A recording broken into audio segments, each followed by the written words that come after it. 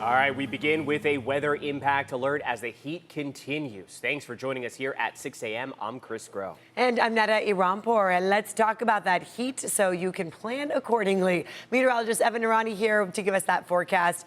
Another weather impact day, Evan. Another one on the books, and it doesn't seem like these weather impact days are going to be getting less intense because as we get through the weekend and into early next week, we're going to have another warm up on the way toward about the middle of next week. We had a little reprieve for about Sunday, Monday. In the meantime, here's this afternoon. We're looking pretty good out along the coast. 76 degrees, but close to the water. As you start to move inland, we've got widespread upper 80s, some low 90s out there, and then 97 on average across the mountains, 115 for our deserts. It's going to stay humid today. We've got the heat on hand as well. And then we're going to start to notice that through the weekend at times, we might even see some mountain clouds and mountain showers pop up too, thanks to all that humidity on hand. So coming up, we're going to take a look at that 7-day forecast and talk about the cooling trend we might see through the weekend and then the subsequent warming trend that we're expecting going into next week. Want to send things over to Jenny Day. Check it in on traffic on our Friday. Good morning. Good morning to you. Things are looking Friday light out there. Just giving you a quick look at the drive times coming in from the south,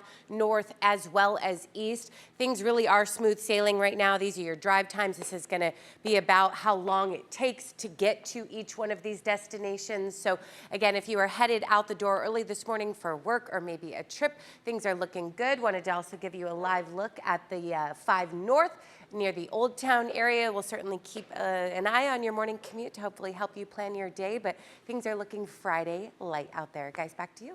Glad to see that, Jenny. Thank you so much.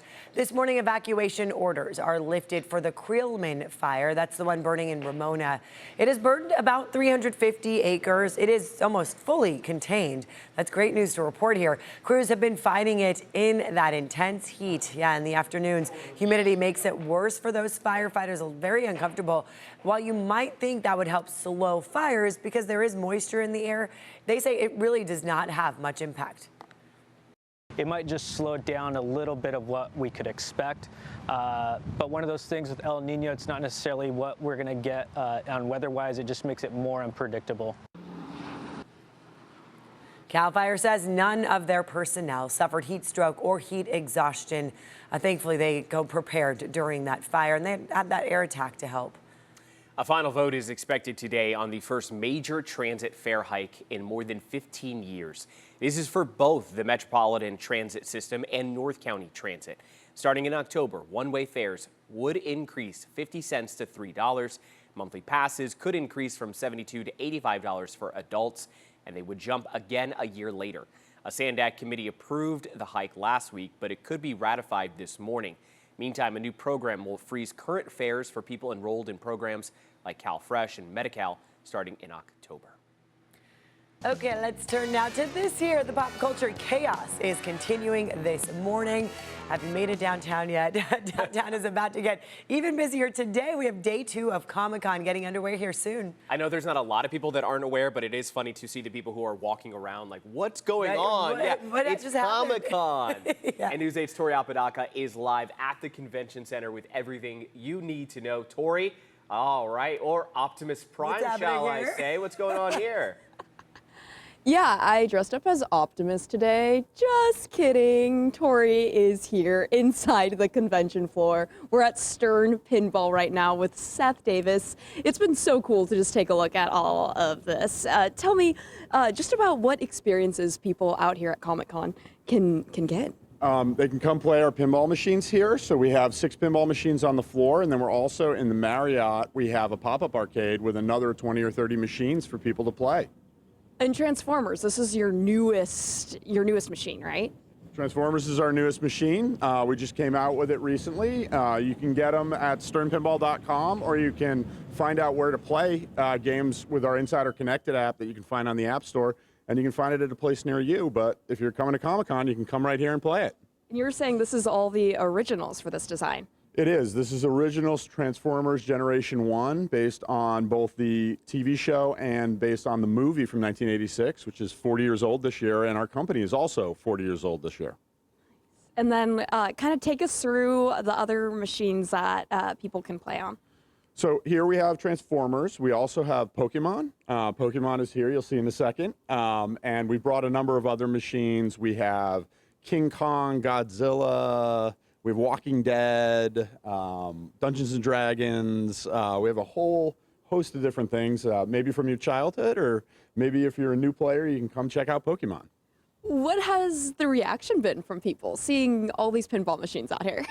It's hard not to smile right, when you see a pinball machine. You see these pinball machines here, you remember the nostalgia for the different IP and the time period and growing up playing it, and that's really been people's reaction. They just have fun, they smile, and then they play.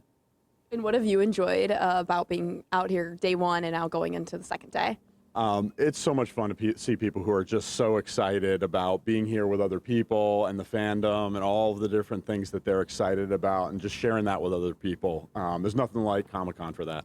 Awesome. Seth, thank you so much for being with us this morning. We appreciate it. And we're going to have to maybe get to play a little bit, Absolutely. too, in a few minutes. I haven't played pinball in a while, but it is nostalgic seeing it. Now is the time. It's so nostalgic. It is. It is. We'll go ahead and send it back to you guys for now.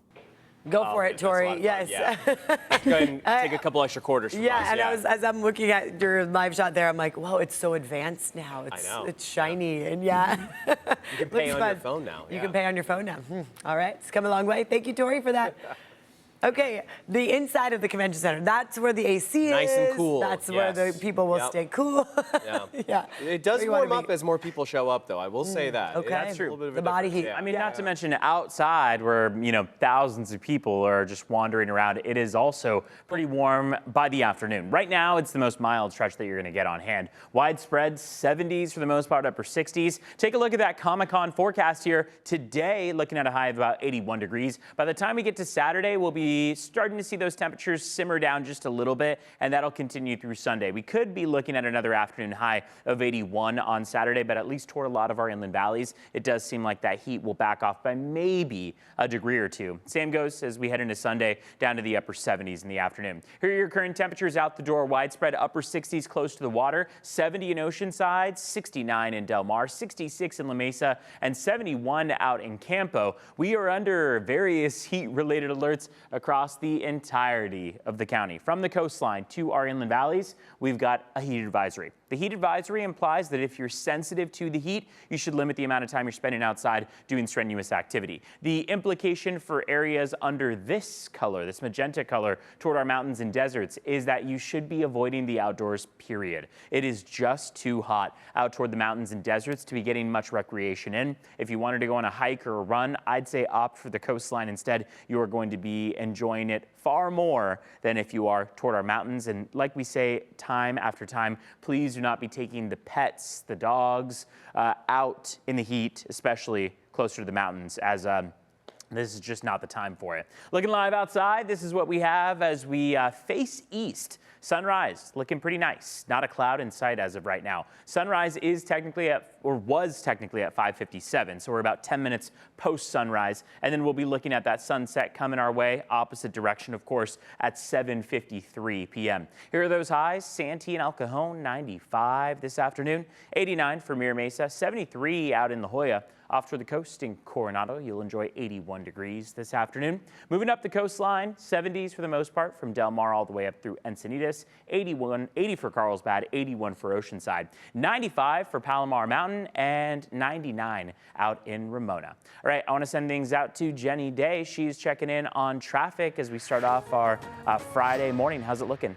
Evan, thank you, my friend. Things are looking really good outside. Wanted to start with a live look from the college area. This here is the 8 West, and you can see things are looking really smooth out there. I've really had to search for slowing across the county, so I'll give you a look at the maps where we're seeing a whole lot of green. There is one little bit of a slowdown. I'll show you again, mostly green though, countywide, but we do have an accident there on the 805 North around Orange Ave and Olympic Parkway near the Chula Vista area. So just keep that in mind if it's part of your morning commute. Also, as Evan mentioned, if you're taking the dog for a walk, I would certainly do so very early in the day. Also want to give you a quick look at our border wait times. Again, this is coming in from Tijuana into the U.S. And so we're taking a look here at San Ysidro. 45 minutes right now. Otay Mesa seems to be the quicker route if you are, again, heading in from Tijuana. So helping you plan your day, keep it here. Happy Friday.